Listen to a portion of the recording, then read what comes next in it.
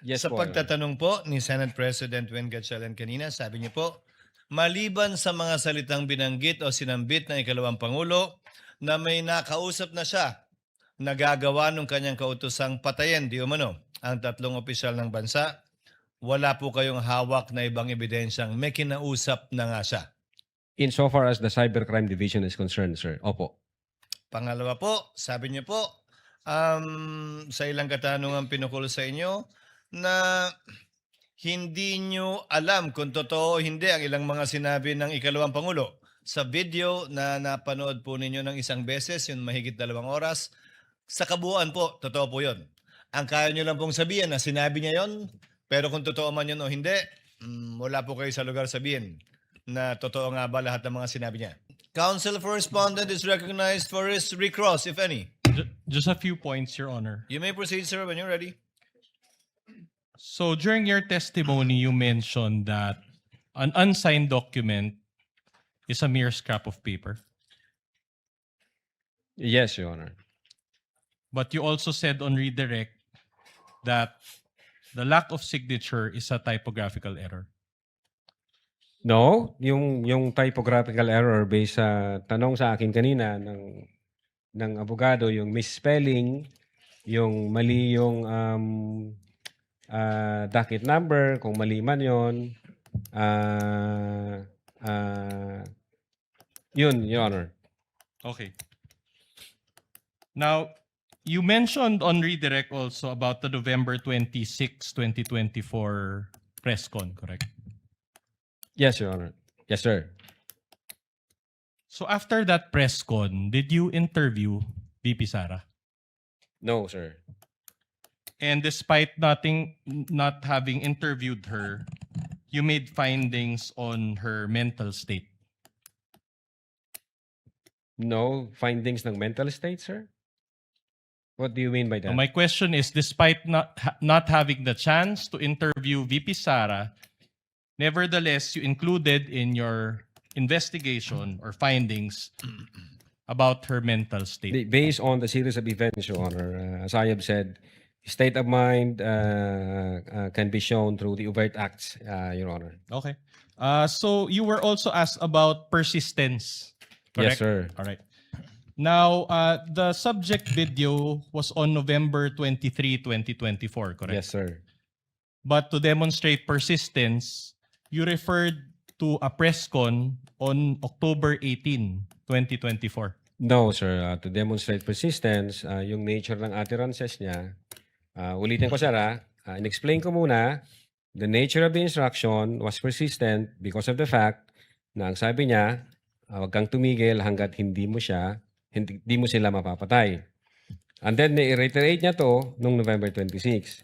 Now, as to consistency, patterns, at persistence, pagdating sa galit niya sa presidente, yung October 18 may kinalaman kasi ang unang sinabi niya doon, walang kinukonsidera kong number 1 hanggang number 2 lang yung Pilipinas na to.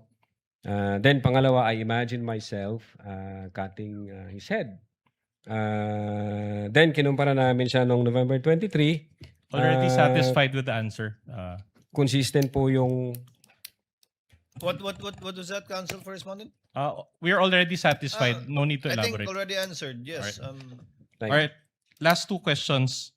So you said that the February 14, 2025 DOJ certification found your findings or your investigation or the case that you filed sufficient.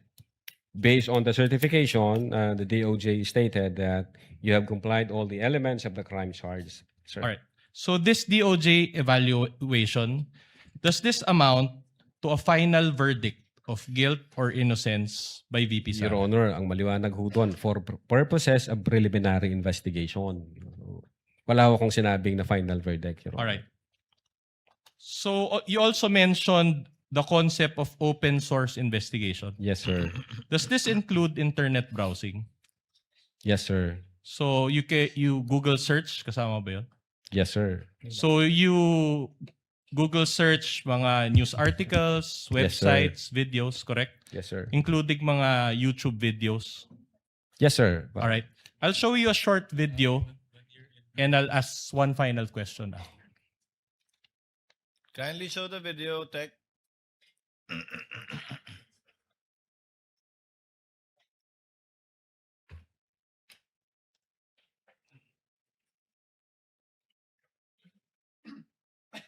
Worry ko lang is yung mga anak ko dahil hindi talaga yan sila sanay na wala ako. Nasanay kasi sila, lumaki kasi sila na katabi ko yan sila sa tulog. Yan yung worry ko, yung aking mga anak. Dahil nawalan sila ng nanay. Yan yung hindi ko kasi magawa remotely, yung pagiging nanay. Pero yung trabaho dito at trabaho dyan sa Pilipinas, kung saan man ako, ay magawa ko siya remotely. So in the course of your open source investigation, did you encounter this video? Hindi ko po na-encounter yan, sir. Nothing further, Your Honors. Before we let go of the witness, the presiding officer just has a few points.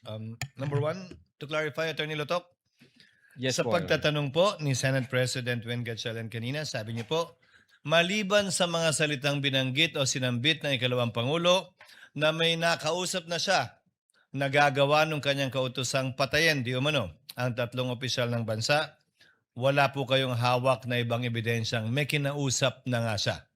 Insofar as the Cybercrime Division is concerned, sir, opo.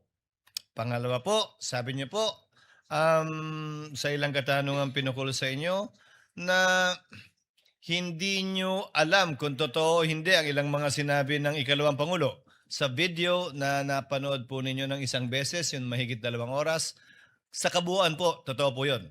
Ang kaya nyo lang pong sabihin na sinabi niya yon, pero kung totoo man yun o hindi, wala po kayo sa lugar sabihin na totoo nga ba lahat ng mga sinabi niya. Well, una, since Vice Presidente siya at base doon sa sirkumstansya na galit siya at nagbabato siya ng mga pagmumura, we believe na totoo yung mga sinasabi niya, Your Honor. And as an advisement perhaps to the senator judges and the public as well, an admission against interest, as mentioned in the rules, is nothing really special. An admission against interest under the rules is simply an exception to the hearsay rule, where a person who is about to die or is unavailable to testify,